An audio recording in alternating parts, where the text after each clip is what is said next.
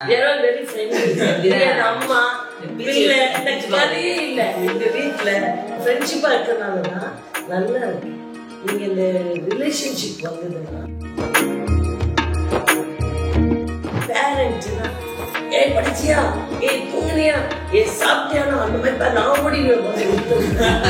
இன்னொரு என் குழந்தைங்க படிச்சியா பார்க்கலையா கேள்வி கேட்கல. அதனாலதான் எல்லாருமே டாப் ஆகும். எஃப்எம்ல எனக்கு எல்லாமே எங்க அண்ணா தான், அதுக்கப்புறம் எங்க அப்பா அம்மா. அடப்பாய் அண்ணாக்கு அப்புறம் தான் எனக்கு எங்க அப்பா அம்மாவே. அது எனக்கு ரொம்ப சந்தோஷமா இருந்துச்சு. சாப்பிடணும் இதுதான் எனக்கு கேட்கறது. நீங்க சொல்றாங்க சாப்பிட மாட்டாங்க, மாத்திரையை சாப்பிட மாட்டாங்க, எதுவுமே பண்ண மாட்டாங்க. அவங்க வந்து நல்ல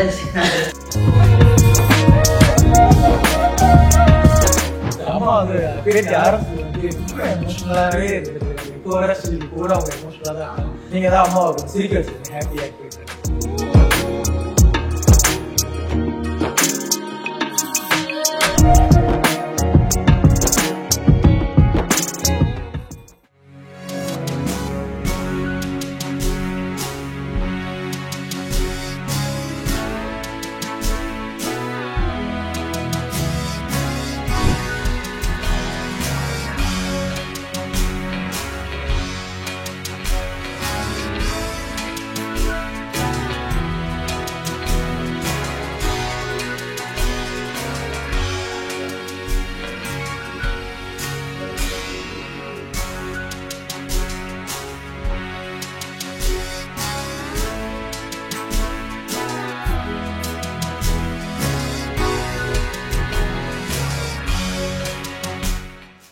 அம்மா இப்ப தங்கையை பத்தி பேசிட்டு இருக்காங்க. நீங்க சொல்லுங்க, உங்களுடைய சகோதரி உங்களுக்கு எப்படி? எனக்கு வந்து தங்கச்சி ரொம்ப க்ளோஸ். ஏன்னா நான் சின்ன மகன் தங்கச்சின்னா ஆஸ்திரேலியா வளர்ந்தனால ஏதா இருந்தாலும் அவங்க தான் போய் ஷேர் பண்ணுவேன். யாருமே இருக்க மாட்டாங்க. ஒரே நிமிஷம், இவங்க 2 பேர் இருக்காங்களே அண்ணன் தங்கச்சி, இந்த பாசமல்ல கட்டில தாண்டி. ஆனா அதோட ஒரு பெரிய கதை என்னன்னா, அப்பா அம்மாவுக்கே சொல்ல மாட்டாங்க. அவங்களுக்குள்ளே ப்ரோக்ராம் போட்டு அவங்களே நீட்டா அழகா வந்து ப்ரெசென்ட் பண்ணிடுவாங்க. சூப்பர். அதெல்லாம் அது நல்ல. எல்லா வீட்லேயும் 2 பிள்ளைங்க இருக்கணும் மினிமம். நிறைய பிள்ளைங்க இருக்கலாம், மினிமம் 2 பிள்ளைங்க இருந்தால் தான் அவங்களுக்கு தனியாக அவங்க வந்து அவங்களுக்குள்ள மக்களோடு பழக முடியும். இந்த ஒத்த பிள்ளையா இருக்கவங்க நாளைக்கு ரொம்ப கஷ்டங்க. அது வந்து பழக முடியாது, வெளியூருக்கு வாழ தெரியாது, வர பெண் பிள்ளையை நல்லா வச்சுக்க தெரியாது, கல்யாணம் பண்ணி கொடுத்தா அங்கே போய் சரியாக இருக்க தெரியாது. என் பிள்ளைங்க 2ம் ரொம்ப அற்புதம். அதில் நான் ரொம்ப கர்வமும் பெருமையும் கொள்கிறேன். I am pride and proud of my children. இப்போ நீங்கள் இல்லை தங்கச்சி ரொம்ப க்ளோஸு. ஏதானா என்கிட்ட தான் ஷேர் பண்ணுவாங்க. அதே மாதிரி இப்போ கல்யாணத்துக்கு அடுத்து மச்சான் இருக்காங்க, பார்லிமெண்ட் செமினார் அஸ்வின் பாவா, அவங்களும் நம்ம ரொம்ப க்ளோஸ் இருக்கு. பத்மராஜன் அஸ்வின் பாவா அவங்க. இப்போ ஏன்னா அப்பாவுக்கு அடுத்து எனக்கு அடுத்த ஒரு கார்டியன் வந்து அப்பா பாவா வச்சிருக்கேன். நீங்க வந்து வீட்டுக்கு தெரியாம இப்போ நீங்களும் தங்கையும் எங்கேயாவது வந்து சினிமாவுக்கு போனது, அப்பா அம்மாவுக்கு தெரியாம சேட்டை பண்ணது, அந்த மாதிரிலாம் இருக்குங்களா? எதுவுமே தெரியாம தான் பண்ணுவோம். ஆனா மகா தங்கச்சிக்கு வந்து போய் சொல்ல தெரியாது, எல்லாமே வீட்டுன்னு சொல்லிடுவான். தம்பி பேசாது, ராஜா பேச மாட்டான், சைலண்டா வார மாட்டேன். ஆனா அது போய் சொல்லுது. ஆமாம்மா இப்பதாம்மா நான் போயிட்டு வந்தோம்மா, இப்பதாம்மா நேற்று வரைக்கும் நான் அவங்களுக்கு பிடிச்சதெல்லாம் சமைச்சு வச்சிருக்கேன். அவங்க கேட்டுட்டு நைட்டு திடீர்னு சொல்ல, அம்மா இன்னைக்கு இந்த டைம் எல்லாம் போயிடுச்சு, செவ்வாய்க்கிழமையெல்லாம் நான் கொஞ்சம் சிக்கன் சாப்பிட்டு டக்குன்னு ஆர்டர் பண்ணி அந்த பர்கர் நான் சமைச்சு வச்சதெல்லாம் அந்த ஆளுங்களை வச்சு அதெல்லாம் சரி சரி விட்டுருவேன். இல்ல எப்படின்னா, அம்மா நாங்க 2 பேரும் தப்பு பண்ணிட்டோம், அண்ணன் உங்ககிட்ட சொல்லக்கூடாதுன்னு சொன்னாங்க, நான் சொல்லிட்டேன். சொல்லாது தெரியாம சொல்ல மாட்டேன், ஆனா சொல்லிடுவாங்க. சொல்ல மாட்டேன், ஆனா சொல்ல மாட்டேன். சண்டைலாம் வருமா உங்களுக்கும்? அது அடங்கா சும்மா அது விளையாட்டுக்காக அடம் முடிச்சிரும். அண்ணா கிட்ட அடம் முடிச்சிரும். அப்பா அம்மா அண்ணா. இப்போ நீங்களாம் இருக்கீங்க, உங்களுக்கு யார் ஃபர்ஸ்ட் உலகத்தில் யார் ரொம்ப பிடிக்கும்? டிவி இதில் எஃப்எம்ல ஒரு பேட்டி, எனக்கு எல்லாமே எங்கள் அண்ணா தான், அதுக்கப்புறம் தான் எங்கள் அப்பா அம்மா. அடப்பாய் அண்ணாக்கு அப்புறம் தான் எனக்கு எங்கள் அப்பா அம்மாவே. அது எனக்கு ரொம்ப சந்தோஷமா இருந்துச்சு. அதாவது பெரிய அதேமாதிரி என் மருமகனே கிடையாது. அவருக்கு வந்து பல வகையில் நான் பொழு பார்த்துட்டு இருந்தேன். அப்போ தான் சொன்னேன் அவங்க அம்மா எனக்கு ரொம்ப க்ளோஸு. டக்குன்னு வந்துச்சு எல்லா வகையிலையும். அவர் வந்து ஒரு ராஜா, பார்லிமெண்ட் வள்ளல் பாண்டித்துறை தேர் 4ஆம் தமிழ்ச்சங்க வளர்த்த வள்ளல் பாண்டித்துறை தேரோட கொள்ளு பேரன். அங்கிட்டு பார்த்தீங்கன்னா ராஜாவோட தாய்மாமா பேரன். நான் அவ்வளோ திங்க் பண்ணவே இல்லை, அவரை நம்ம கல்யாணத்துக்குன்னு யோசிக்கவே இல்லை. ஒரு நல்ல விஷயம், ரொம்ப சிறப்பு. சரி நம்ம பாப்பாவுக்கே நம்ம என் டாக்டர் மகாலட்சுமி நாச்சியாருக்கு அவங்க டிசைனர் பண்ணாங்க, கல்யாணம் பண்ணி வச்சுட்டேன். அவங்களும் சரின்னு சொல்லிட்டாங்க. நல்ல 1.5 வயசுல பேத்தி இருக்கு, எல்லாம் சிறப்பாக இருக்கும். அருமையான மருமகன், எல்லா வகையிலும் சிறப்பு. இப்போது பிள்ளைங்களுக்கு ரொம்ப துணையாக இருந்து அவர் கூட இருக்காரு. எனக்கு மூத்த மகன் அவர். கண்டிப்பா நீங்க தங்கச்சியை கல்யாணம் பண்ணி கொடுக்கும்போது முதல்ல ஏன்னா அவங்க வந்து எனக்கு இல்ல, ஏன்னா அதுக்கு முன்னாடி நாங்க போயிட்டு தான் வந்துட்டு இருந்தோம் வீட்டுக்கு. ஃபேமிலி ரொம்ப க்ளோஸ். ஆனா தங்கச்சி கல்யாணம் பண்ணா ரொம்ப க்ளோஸ் ஆயிட்டோம். ஆனா அது கல்யாணம் ஃபீலே இல்ல. குழந்தை பிறந்ததுக்கு அப்புறம் தான் கல்யாணம் ஆயிடுச்சு. தங்கச்சிக்கு குழந்தை தான் பிறந்துச்சுன்னு அப்போ சின்ன ஒரு தாட் இருந்துச்சு. ஏன்னா குழந்தை பிறந்தப்ப அப்பா இல்லை. ஏன்னா அது ஒரு பெரிய டிஸ்டர்பன்ஸா எனக்கு. அந்த டைம் ஒரு 6 months கேப்ல 4 months கேப்ல குழந்தை பிறந்தனால அப்பாவோட பார்க்க முடியும். அது ரொம்ப வருத்தப்பட்டேன். அந்த டைம்ல ரொம்ப வருத்தமா இருந்துச்சு. ஆனா இப்ப எல்லாமே பேலன்ஸ் நீட்டா இருக்கு. ரொம்ப ஹாப்பியா இருக்கு. நமக்கு முன்னாடி இருக்கக்கூடிய நிறைய அந்த ரெஸ்பான்சிபிலிட்டிஸ் இருக்குல்ல. இப்போ அம்மாவை பார்த்துக்கணும், அதே நேரத்தில் தங்கச்சியையும் பார்த்துக்கணும், தங்கச்சியோட குடும்பம் எல்லாருமே பார்த்துக்கணும். ஒரு ராஜாவா இதே ஃபேமிலியை நம்ம ஒரு கையில பிடிச்சிக்கிட்டு சொசைட்டியை நம்ம வந்து பார்த்துக்கணும். இன்னொன்று நம்ம வெளியில வந்து சின்னதாக ஏதாவது ஒரு தப்பு நடந்தா கூட நம்மளோட நண்பர்கள் நம்மளோட கூட இருக்கவங்களும் ஏதோ ஒரு தப்பு பண்ணாலும் நம்மளும் அது பாதிக்கும் இல்லையா? இது எல்லாத்தையும் நம்ம எப்படி ஹேண்டில் பண்ண போறோம், எல்லாத்தையும் எப்படி ஹேண்டில் பண்ணிட்டு இருக்கோம்? எனக்கு இது வந்து பெருசா தெரியல. எனக்கு அப்படியே பழகிடுச்சு. எனக்கு பசங்க கூட பழகிறது பிரச்சனை இல்லை, வெளியே போனா மிங்கிள் ஆடுறது பிரச்சனையே தெரியல. வீட்டுல வந்து இந்த பாண்டிங் சின்ன வயசுல இருந்து நல்ல பாண்டிங் இருக்கு தங்கச்சி அம்மாவுக்கு. ஆனா இப்பவுமே அம்மா தான் எனக்கு எல்லாமே பாத்துக்கிறது, எல்லாமே அம்மா தான் எனக்கு பாத்துக்கிறாங்க. அம்மா இல்ல எங்க வீட்டுல இது சன்னு அது டாக்டர் என் பேத்தி இருக்குல்ல, ஆல் ஆர் மை ஃப்ரெண்ட்ஸ். ஃப்ரெண்ட்ஷிப்பா இருக்கிறதுனாலதான் நல்லா இருக்கு. நீங்கள் இந்த ரிலேஷன்ஷிப் வந்ததுன்னா ஒரு டிஸ்டன்ஸ் அம்மாக்கும் பிள்ளைக்கும் காடுக்கும் நம்மளுக்கும் பேத்திக்கும் நம்மளுக்குன்னா அது ஒரு ரெஸ்பெக்ட் ஒரு டிஃப்ரென்ஸ் இருக்கும். அது இல்லையே, நம்மளுக்குள்ள அன்பா ஜாலியா இருக்கும் போது அது. ஆமா நீங்க சொல்லுங்க, நீங்க நிறைய அரண்மனைக்கு உண்டான நிறைய கட்டுப்பாடுகளை பார்த்து வந்தவங்க. அப்போ உள்ள அந்த கட்டுப்பாடுகள் இருந்தது, இப்போ இந்த மாதிரி எதுவுமே இல்லை. நான் வந்த பிறகு எல்லாம் பிரேக் ஆயிடுச்சு. நான் வந்த பிறகு எல்லாருமே ஹாப்பி. அரண்மனையில நிறைய இருந்துச்சு, நானே பாத்திருக்கேன். எங்க அப்பா தான் எல்லாமே ஒயிட் சாரீஸ் தான் கட்டிருப்பாங்க. அந்த மாதிரி நிறைய இருந்துச்சு. வீட்டை விட்டு வெளியே போக மாட்டாங்க. வந்த பிறகு எல்லாரும் டிரான்ஸ்ஃபர் பண்ணிவிட்டோம். வந்து எல்லாம் ஃப்ரெண்ட் ஆக்கி எங்கள் அத்தை எல்லாருமே மாற்றினதே ட்ரெஸ் தான். ஹாஃப் க்ரீம் கலர் சாரி, இப்போ கலர் லேசாக க்ரீம் ஆஃப் ஒயிட் ஃப்ரீயாக வெளியே வர வச்சோம். வெளியெல்லாம் கூப்பிட்டு போனோம்.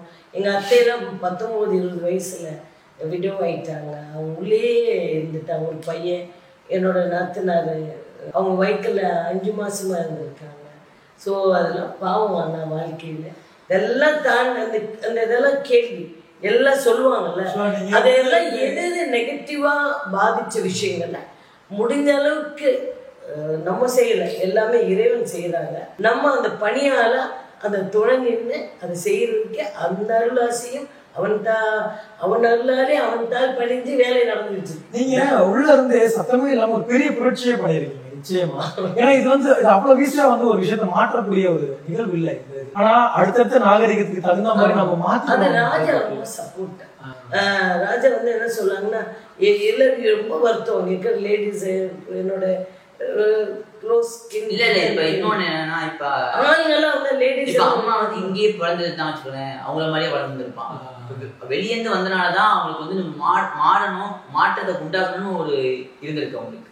எங்க அப்பா அவ்வளவு கிளாஸ் எடுத்தாங்க. அப்பாவுமே வெளியூர்ல எல்லாம் படிச்சுட்டு இங்க வந்தனாலதான் அவங்க அம்மா ஃபுல் சப்போர்ட். அம்மா சொல்லும் போது அதை அடாப்ட் ஆயிட்டாங்க. ஆமா, அதாவது சொல்லல மாட்டேன், ராஜாவே கூட சொல்லுவாங்க, வந்திருக்காங்கப்பா இதை பேசுப்பா இதை சொல்லுப்பா அப்படின்னு சொல்லுவாங்க. ஏன் நம்மள கூப்பிட்டுருக்காங்கன்னு சொல்லி நான் ஒரு ராஜமாதாவா நீங்க இருந்த அந்த நாட்கள் உங்களுக்கு எப்படி இருந்தது? அதாவது நான் சின்ன பிள்ளை விளையாண்டுட்டே இருப்பேன்.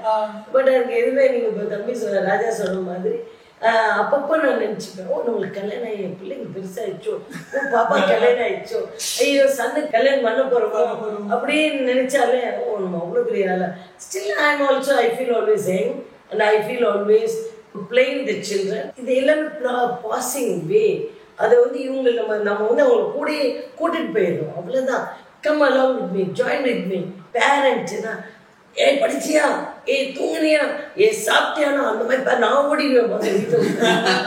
ஐ டோன்ட் லைக். ஏன்னா நான் இன்ன வரைக்கும் என் குழந்தைங்க படிச்சியா, மார்க் வாங்கியா கேள்வியே கேட்கல. அதனால தான் எல்லாருமே டாப்பாக இருக்காங்க. எல்லாருமே கேட்டால் எனக்கு பிடிக்காது. அதே மாதிரி ரொம்ப ஃபோர்ஸ் பண்ணி எந்த வேலையும் பண்ண மாட்டேன். அவங்க சூழ்நிலை தெரிஞ்சுப்பேன், அவங்க ஒரு வியூ பார்த்துப்பேன். சூழ்நிலை சரியில்லையா முடிஞ்ச அளவுக்கு அவங்களோடைய அலாங்காக போய் எடுத்து சொல்ல பார்ப்பேன், இல்லைன்னா சைலண்ட்டாக இருந்துடுவேன். ஸோ அம்மா ஏதோ சைலண்ட்டாக இருக்காங்க, அப்போ அவங்களாம் யோசிச்சு டிஸ்கஷன் பண்ணி வரட்டும், வெயிட் பண்ணுவோம். முடிஞ்சால் எனக்கு உதவி செய்வோம், இல்லைன்னா கொஞ்சம் ஊங்கி சொல்லுவேன், இல்லை இது சரியாக வராது அப்படின்னு சொன்னால் சரி அம்மா சொன்னால் நியாயமாக இருக்கும்னு கேட்டுப்பாங்க. இவ்வளோதான் இன்ன வரைக்கும் இதான் ஓடிக்கிட்டு. படிப்புன்றது வந்து நெக்ஸ்ட்டு, அதை வச்சு நம்மளுடைய லைஃப் ஸ்டைல் அது நெக்ஸ்ட்டு. ஆனால் நம்மளோட கேரக்டர், நம்மளோட சுயமாக வேணும், நம்ம செல்ஃப்னு ஒன்று வேணும். அவங்க தனித்துவமாக வாழணும், யாரையும் எதிர்பார்க்கக்கூடாது. அதுக்கு தன்னை அடையாளப்படுத்திக்கிறதுக்கு முதல் வழி எதுனா ஹாஸ்டல்.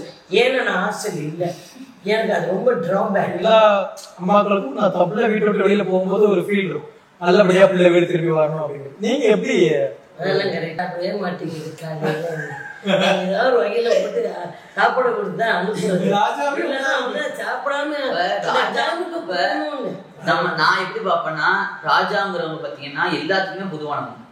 ஒரு குறிப்பிட்ட ஜாதி கிடையாது, குறிப்பிட்ட மதம் கிடையாது, எல்லாத்துக்குமே அப்பாற்பட்டவங்க தான் ராஜாக்கள். ஏன்னா மைண்ட் செட்டே எப்படின்னா எல்லாருக்கும் பொதுவான மக்கள்.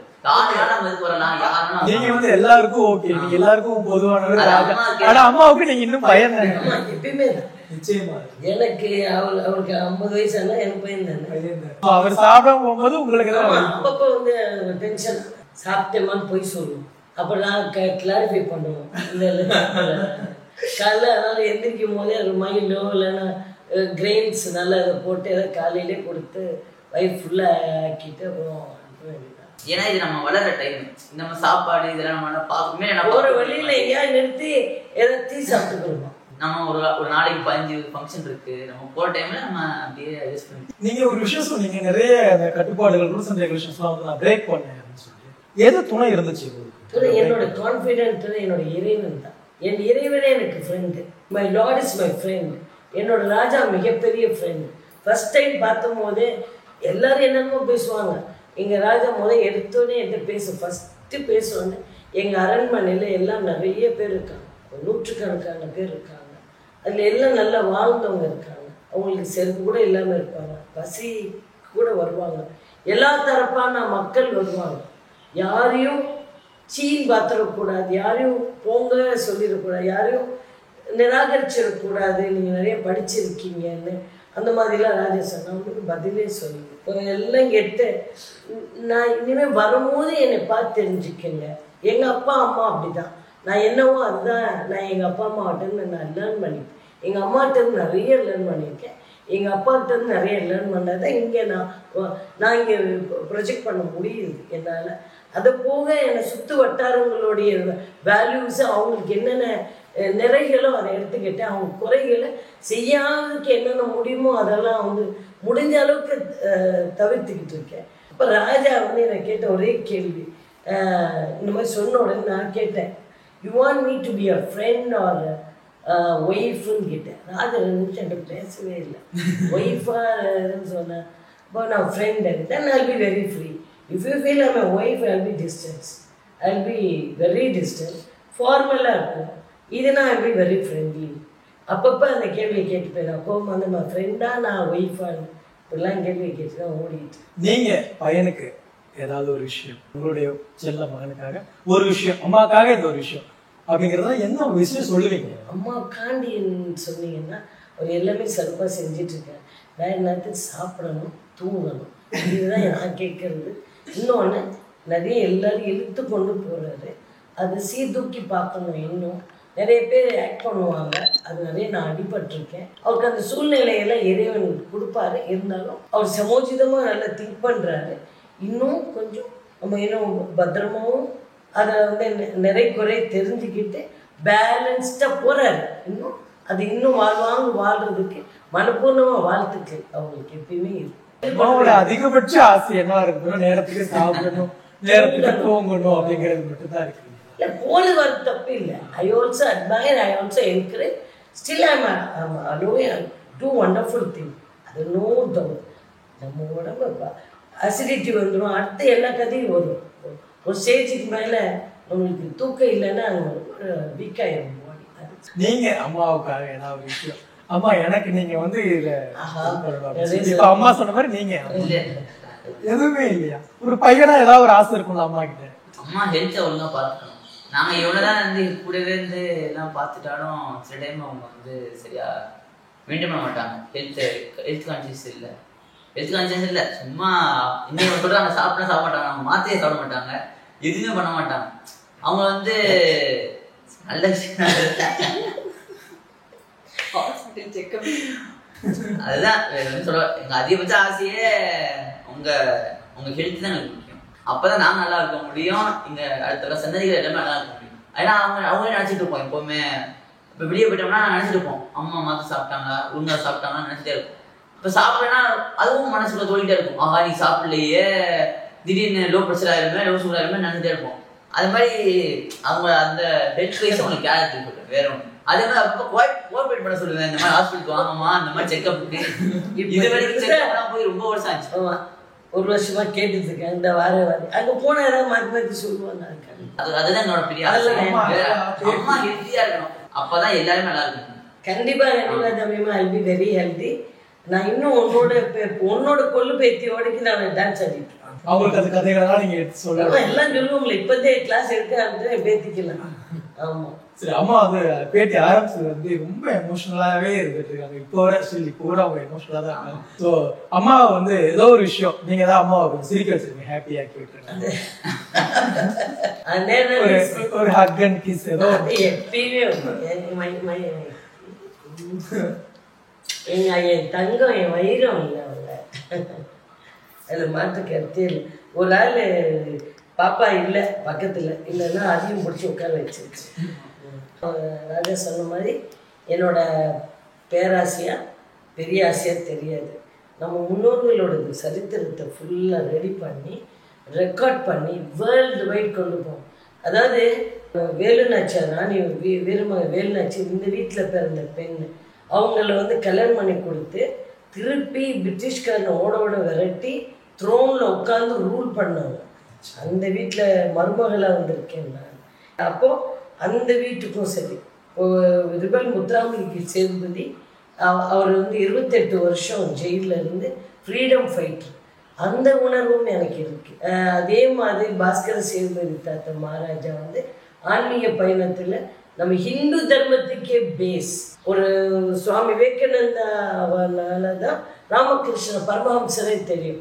அப்போ ராமகிருஷ்ண பரமஹம்சர் தெரியுதுன்னா சுவாமி விவேகானந்தா தெரியும். சுவாமி விவேகானந்தா வெளியே தெரியணும்னா பாஸ்கர சேதுபதி தெரியும். அப்போ பேஸ் ஹிந்து தர்மத்துக்கு பேஸ் இதுதான். வள்ளல் பாண்டித்துரை தேவர் மொழிக்காண்டி தமிழ்னு எல்லாரும் சொல்கிறாங்க, எல்லாரும் பண்ணுறாங்க சிறப்பாக. இல்லை, நம்ம யாரும் தமிழை வளர்க்க வேணாம், அழிக்காமல் அதை வந்து சிறப்பாக வளர்ந்து ஒரு குழந்தைங்களுக்கு மொழியை நல்லா கற்றுக்கொண்டு கொடுத்தாலே அதற்காக சிறப்பம்சம் எதுவுமே இல்லை. நம்ம மொழியை நம்ம தாயை கொண்டாடுவோம். நம்ம வேறு தேசத்தை அகேன்ஸ்டாக நான் பேசுகிறேன். என் நாட்டு அதே மாதிரி கச்சத்தீவு ஓடிட்டுருக்கு. அதுவும் நம்ம கவர்மெண்ட்டும் சரி, சென்ட்ரல் கவர்மெண்ட்டும் சரி, நாங்கள் துணை நிற்கிறோம்னு நான் சொல்லியிருக்கேன் எல்லா வகையிலையும். அது வந்து அதே நம்ம மீனவ சமுதாய மக்கள் மட்டும் இல்லை, ட்ரேடிங்லேயே அது எனக்கு தெரிஞ்சு என் கொள்ளு பேத்தி கூட வரலாம், இல்லை என் பேத்தியில் என் ரொம்ப காலத்துலேயே கூட வரலாம். ட்ரேடு பெரிய லெவலில். அதே மாதிரி இங்கே சேதுபதிகள் வந்து Dutch, French, Japanese, even Chinese, all the கண்ட்ரீஸோட டெக்ஸ்டைல் எல்லா வகையிலும் ட்ரேடு பண்ணியிருக்காங்க. நல்ல பிஸ்னஸ் பண்ணியிருக்காங்க. டெக்ஸ்டைல் எல்லாமே பண்ணியிருக்காங்க சிறப்பாக. அது இன்னும் அதே மாதிரி சிறப்பாக நடக்கணும். அதுலேயும் நம்ம நம்ம இந்த ராம்நாடு மக்கள் மட்டும் இல்லை, நம்ம தமிழ்நாடு மக்கள் இதே கொஞ்சம் கொஞ்சம் ஆசை பேராசை கூட இருக்கும். என் மக்கள் எனக்கு ரொம்ப முக்கியம். நான் தேசத்தெல்லாம் இழுக்கலை, என் மக்கள் அதை பயன்பெறணும்னு என்னோட பெரிய ஆசை. அந்த ட்ரேட்ல எல்லாம் எல்லாருக்கும் இன்புற்று வாழ்வாங்க வாழ என்ன மிகப்பெரிய ஆசை. இவ்வளவு நேரம் நீங்க வந்து பொறுமையா இருந்து யாருமே எங்களை எடுக்கல, இப்பதான் அப்படி கொடுத்துட்டு இமோஷனலா இருக்கு. என்ன காரணம்னா நீங்களே எனக்கு ஒரு சன் மாதிரி. உங்களுக்கும் இது அறிவுரை தான். உங்க பேரண்ட்ஸ் உங்க பிள்ளைங்க நீங்க இப்படி வந்திருக்கீங்கன்னு ரொம்ப மகிழ்ச்சியில தான் உட்காந்துருக்கீங்க. பரவாயில்லையே, நம்ம பிள்ளைங்க இப்படி எல்லாம் வளர்ந்து வந்து பேட்டியெல்லாம் இப்படி எடுத்து சிறப்பு பண்றீங்களே, அதுக்கு ஃபுல்லா உட்காரும் போதே உங்களுக்கு ஆசீர்வாதம் பண்ணிட்டு தான் நான் பண்ணேன். இன்னும் நல்லா சிறப்பா செய்யுங்கப்பா, இன்னும் நல்லா பண்ணுங்க. நிச்சயமா ரொம்ப பெரிய விஷயம். நன்றி.